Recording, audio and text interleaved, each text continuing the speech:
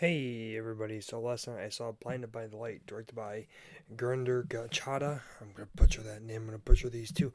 Vivek Kiara, Kulvinder Gear, Aaron Fagar, and Nell Williams. Guys, I'm really sorry. I know they're never gonna hear this, but I really am sorry. I don't know how to pronounce names, I'm kind of illiterate, and I might be a little bit stupid. Simply put, this is a fairly well put together feel good film.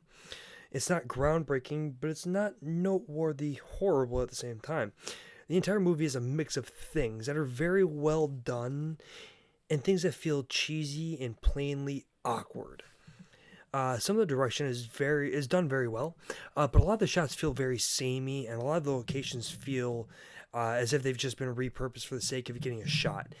In the sense of this film, it feels a little bit cheaper because it is almost made clear that the crew made complete use of the shooting permits they got for certain sets because they're used 3 or 4 times, and there's really no need to reuse that set.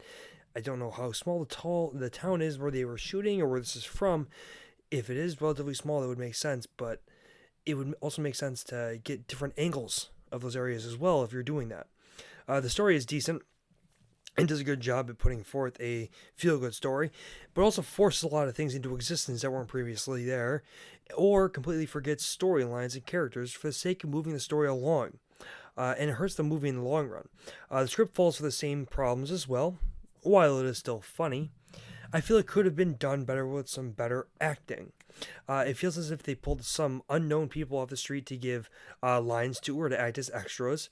And for that, I liked it, even though in some scenes it's very obvious and it doesn't look very good, but it's fine. But some of the main cast doesn't make up for it at all, especially Nell Williams. I thought she was terrible in her role, and the actress simply did not fit the character. Overall, I would say that I like this film. It incorporated the music of Bruce Springsteen very organically, and not feeling forced, and also used it to tell a story about people and a culture that don't really get to see a lot of screen time in America. However, the biggest sin of this movie was trying to make it feel like the 80s. It feels as if the costume department just dressed up a bunch of teens and adult extras in 80s clothing and told them to go wild. It just feels as if the 80s threw up all over the screen, and it does not fit very well or look organic. So because of all this, I'm going to give Blinded by the Light an even 6.0 out of 10.